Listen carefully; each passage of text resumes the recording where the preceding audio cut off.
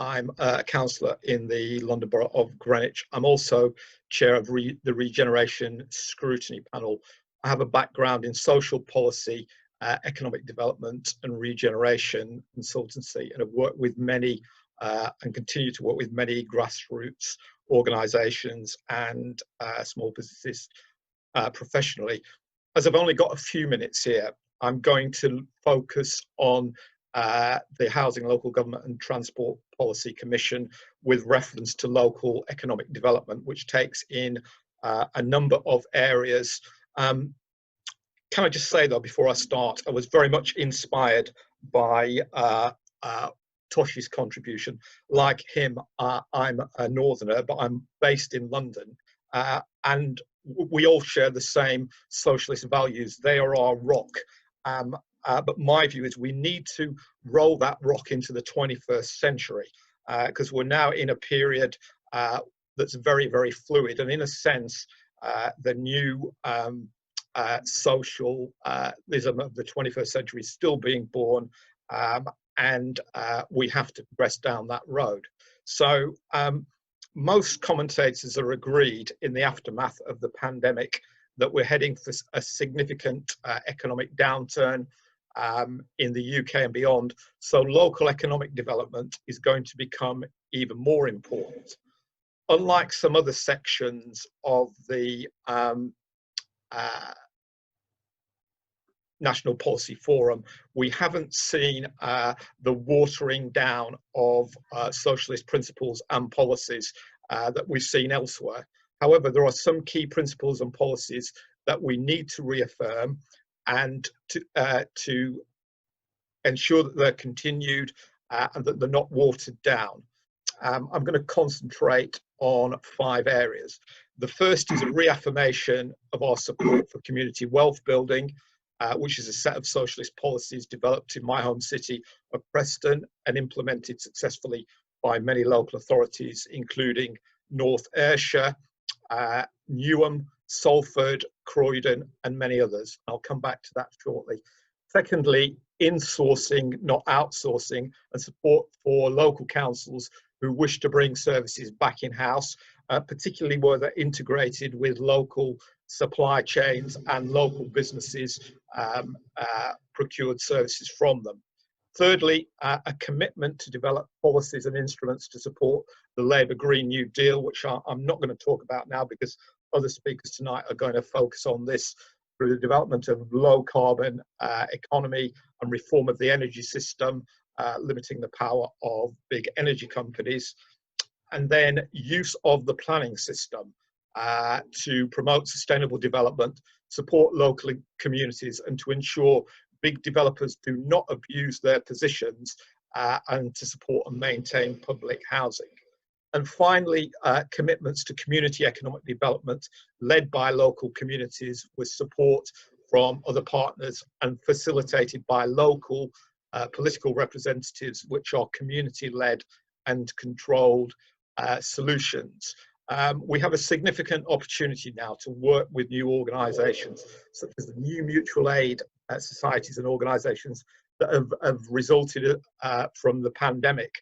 And with our exit from the EU and the end of state aid rules, we can promote policies to support local economic development and local businesses, cooperatives and social enterprises through the government funding that will replace the EU funding. So moving back to community wealth building, for anybody who's not aware, this is a policy instrument that is very much a left policy instrument. It came into being as a result of austerity and economic downturn in the last decade, the so-called Preston model. Key aspects of this include work with local anchor institutions in localities like your local council, colleges, universities, housing associations, and many other organisations to pool the budgets to buy local. This was important because it brought back £200 million into the local economy of Preston and the surrounding area over a number of years after it was implemented. Secondly, public procurement, ensuring that councils contract with small businesses, social enterprises, cooperatives, and other small business organisations and partnerships.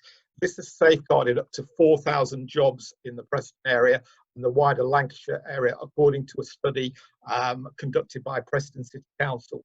And finally, developing the so-called foundation economy. This is support for localised, well-paid, unionised jobs in worker-led cooperatives, social enterprises and local community organisations to create jobs and deliver local services. It's interesting that many centrist councils have not implemented community wealth building, or they have watered down the commitment to it, even though it's still national Labour policy. So it's very important that we need to continue to affirm and develop these policies in many more locations. Secondly, insourcing can be used to support the local economy, particularly where local supply chains and procurements are integrated with it. Given that local authority budgets are under extreme pressure currently, and even more so after the lockdown ends, we need to work with the trade union movement to ensure insourcing wherever possible and to oppose outsourcing. The third area is around enterprise zones and the Labour Green New Deal. It's interesting to note that the Tories are now developing their own version of the Green New Deal.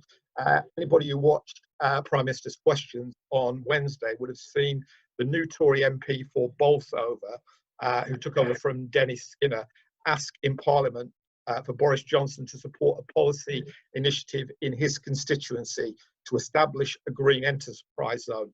This is a kind of free market solution to the issues of climate change, and one that we should be very wary of.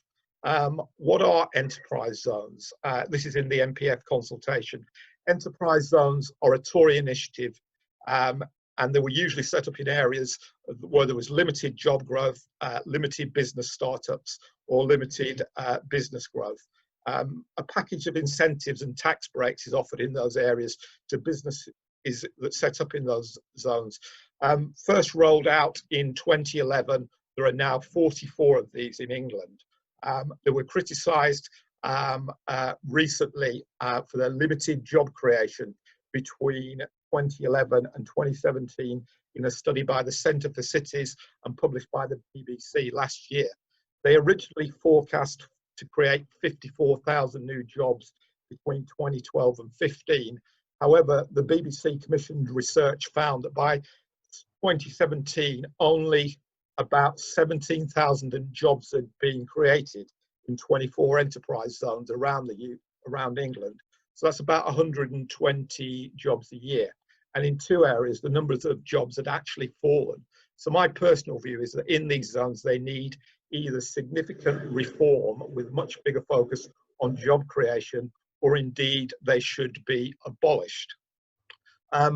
Fourthly, the planning system. The planning system has long been due for real reform, and vested interests and big developers are very adept at exploiting the system.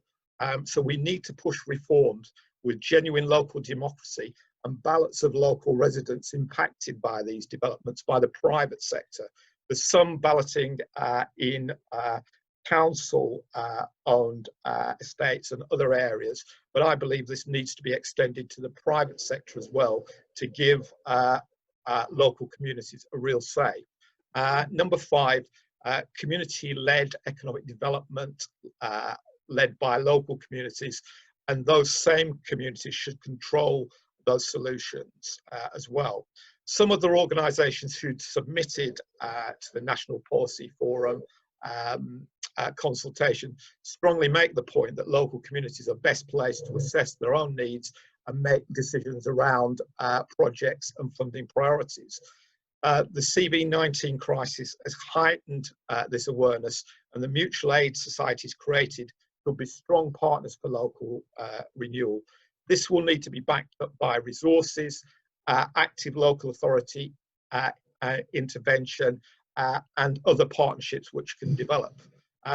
State aid rules as well can be utilised in terms of because we're leaving the EU, state aid rules will not now apply. So the government's promised replacement funding could be used to support local businesses or other local projects to get funding to start up and sustain local policies, partnerships and policies. So to sum up, we should continue to reaffirm our commitment to community wealth building, particularly around local procurement and job creation, developing the foundation economy to create local jobs, developing and extending the Labour Green New Deal through local economic forums to support community energy companies, local authority-led development, and national initiatives to combat the Tories' green enterprise zones, and support for insourcing integrated with local procurement, no financial or other support for companies registered in tax havens, which I think is a big issue as well. And finally, community economic development, partnership with local community organisations to assess local needs and develop projects while using the planning system and other mechanisms to resist big developers and big businesses that operate against the interests of local communities and put the interests of profit before people. Thank you.